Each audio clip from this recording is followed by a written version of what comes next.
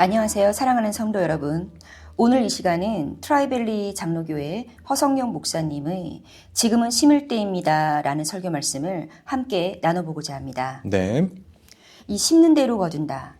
사실 굉장히 익숙한 말이잖아요. 그렇죠. 아주 익숙하죠. 그런데 이 설교의 시작이 정말 인상적이었어요.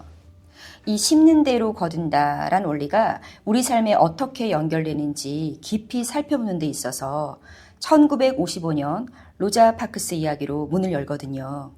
아, 맞아요. 우리 모두가 아는 그 이야기를 전혀 다른 렌즈로 보게 만드는 오프닝이었죠. 그렇죠. 단순히 어떤 인권운동의 시작, 이게 아니라 하나의 거대한 변화를 일으킨 작은 씨앗으로 재해석을 하는 거예요. 씨앗으로 재해석을 했군요. 네. 그 씨앗 하나가 몽고메리 버스 보이콧 운동을 거쳐서 결국에는 미국 전체의 차별을 금지하는 법안이라는 거대한 열매가 되었다. 이걸 보여주면서 설교의 핵심 메시지를 아주 강렬하게 딱 던지고 시작하는 거죠. 아, 바로 그 핵심, 심는 대로 거둔다는 원리를 설교에서는 몇 가지로 나눠서 설명을 하는데요. 그 첫 번째 원칙은 정말 간단하죠. 네, 말 그대로죠. 무엇을 심느냐에 따라 거두는 것이 달라진다. 이거잖아요. 맞아요. 그런데 여기서 한 단계 더 들어가더라고요.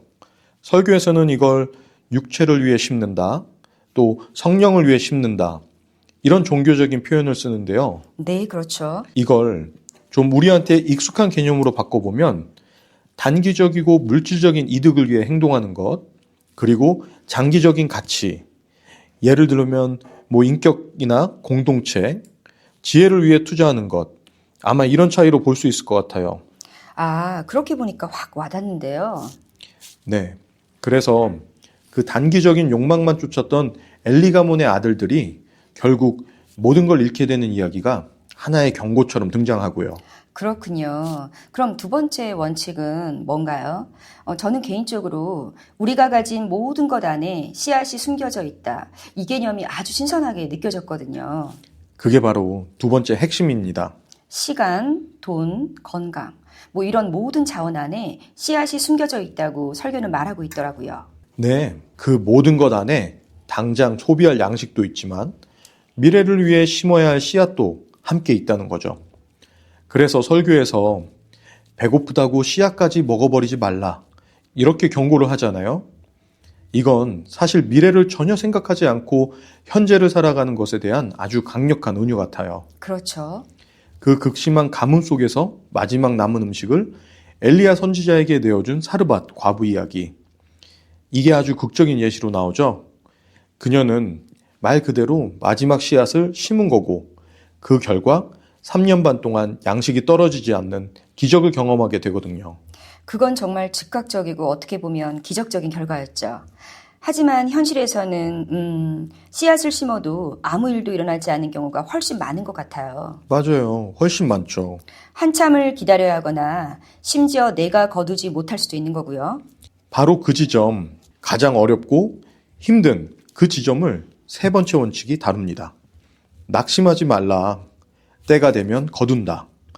여기서 이찬수 목사님 아버님 이야기가 나오는데 이건 정말 가슴 아픈 이야기입니다. 네, 저도 이 부분을 들으면서 좀 울컥했는데요. 아버지께서 교회 부흥을 위해 40일 금식 기도를 하시다가 17일 만에 돌아가셨다는 그 말씀을 들으면서 아들 입장에서는 정말 원망스러웠을 것 같아요. 네, 당연히 그랬겠죠. 하지만 수십 년이 흘러서 한국의 대표적인 목회자가 된 이찬수 목사님은 이렇게 고백을 합니다. 아버지가 심으신 것을 제가 거두고 있습니다라고요. 그러니까 당장 내 눈에 그 열매가 보이지 않더라도 그 씨앗은 결코 사라지지 않는다는 메시지죠. 세대를 잇는 씨앗이라니 정말 깊은 울림이 있네요. 설교의 마지막도 비슷한 경험담, 시골 의사 박경철 씨 이야기로 마무리했었죠. 아, 그 유명한 이야기죠? 네, 위암말기 환자가 세상을 떠나고 고아가 된 두 아이의 손을 그냥 말없이 잡아주면서 힘내라고 격려해줬다고 합니다. 그리고 10년 후쯤 성인이 된 남매가 찾아와서 이렇게 말했다고 하죠. 세상에 혼자인 것 같았을 때 선생님께서 잡아주셨던 그 손과 그 말씀이 우리를 살게 했어요. 라고요. 의사에겐 정말 스쳐 지나가는 작은 행동이었을 텐데요. 네, 그렇죠. 그런데 아이들에게는 평생을 지탱해준 씨앗이 된 겁니다. 와, 여기서 정말 인상적이었던 지점이 보이는 것 같아요. 로자 파크스의 씨앗은 사회 전체를 바꾸는 거대한 숲이 되었고, 그렇죠. 박경철 의사의 씨앗은 두 사람의 인생을 구한 단단한 나무가 된 거고요. 맞습니다. 그래서 이 설교가 우리에게 던지는 진짜 질문은 단순히 오늘 어떤 씨앗을 심을 것인가, 이걸 좀 넘어선다고 봐요. 아, 그럼 어떤 의미일까요? 당신이 심은 그 씨앗이 어떤 규모의 열매를 맺게 될지는 당신조차도 알 수 없다는 거죠. 거대한 숲이 될 수도 있고 그냥 한 사람을 살리는 나무가 될 수도 있습니다.